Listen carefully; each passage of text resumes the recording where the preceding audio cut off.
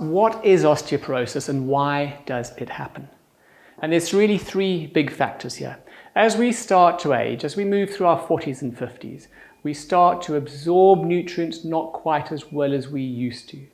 And so as we get decreased calcium, decreased vitamin D, we don't absorb calcium into the body, and then we may tend to leach calcium out of our bones into the blood to keep that blood level perfect.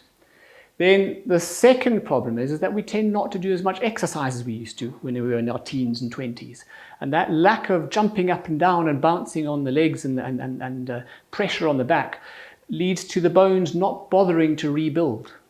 And the third and probably the most important factor is that women hit menopause and men will tend to hit andropause or male menopause, where our hormones, estrogen, progesterone, testosterone, that are used to wake up the bone, wake up the osteoblasts, the bone builders, they tend to decrease and the bone gets lazy and starts to leach the cement or the calcium out of the bone, into the blood and out of the body. So the problem with osteoporosis is that it's a silent disease, a silent killer. We don't feel weakened bones. But once we've broken an osteoporotic bone, it struggles to heal because the machinery is not there to rebuild it. So as a result of that, we find that worldwide, 1 in 3 women will have an osteoporotic fracture. 1 in 5 men will have an osteoporotic fracture. We found that between 1990 and 2000, when we started to move away from calcium supplements for fear of their side effects and kidney stones, that osteoporotic fractures increased by 25%. And estimates are that over the next 20 years, they're going to increase by another 100%. They're going to double. So when we break a bone, if we look at the statistics of what happens once we have fractured a bone, we find that 20% of people die within a year, 60% are still to some extent disabled, and only 20% have recovered. So an osteoporotic fracture is a very serious thing. And we don't want to let our bones get into that osteoporotic state in the first place. And if we look at the European statistics on this, we find that osteoporotic fractures are the 4th biggest killer. We've got heart attacks, we've got dementia, we've got lung cancer, and then next on the list is osteoporotic fractures. The good news is that nowadays we have within our means and fairly natural ways of looking after our bones from a younger age of 40 or 50, or changing things in a natural way if we're 70 to strengthen the bones and reverse this process. So bones are made up of essentially the outer part, which is a bit like cement. They call it cortical bone, and the inside of that are all the beams and structures that support the bone. That's the trabecular bone. Now, bone isn't static. It's being built all the time. So we've got cells that are bone building cells, and then we've got little puckmen, osteoclasts, that eat away at the bone, and then little builders, osteoblasts, that build up the bone.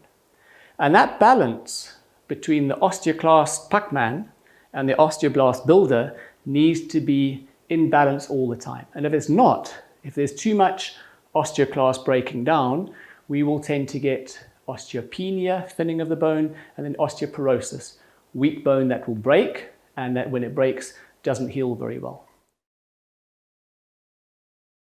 So at this point, I'd like to introduce Cal20, our modern calcium supplement. And what's special about Cal20 are a few things. First of all, it is micronized. So it's made into small, tiny particles for better absorption. Secondly, it's biological. It's from a milk source.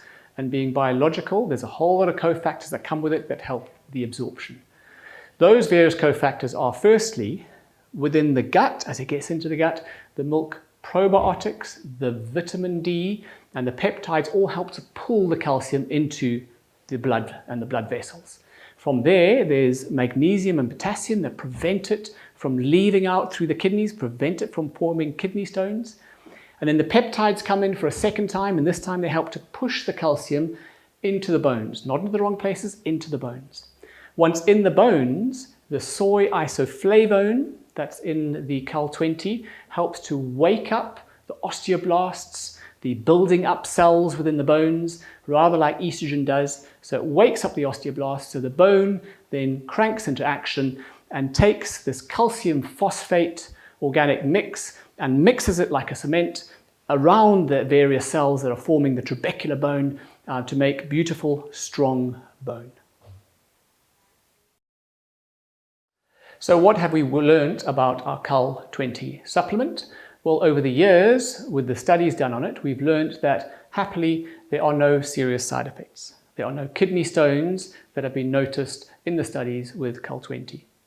In addition, it's a biological, natural calcium supplement, and so as a result, the effects of it have been very useful, strengthening bones and helping to reverse osteoporosis. The question comes up though, why wouldn't one just rather drink some milk instead of taking milk calcium? And there are some subtle but important differences. Firstly, you need a few glasses of milk to be consumed a day. If there's a lactose intolerance, that's a problem. There's not a significant amount of vitamin D in the milk, and the D helps obviously with the absorption of the calcium into the body. And there may also be the quality of the milk that comes into question. Is there antibiotics in the milk? Is there estrogens and various hormones in the milk? So as an alternative, and a very healthy alternative, the Cal20 as a single supplement to slowly strengthen the bones over the years, or as 2 or 3 or 4 tablets a day to help to heal osteoporosis, has proven to be a very useful thing to take.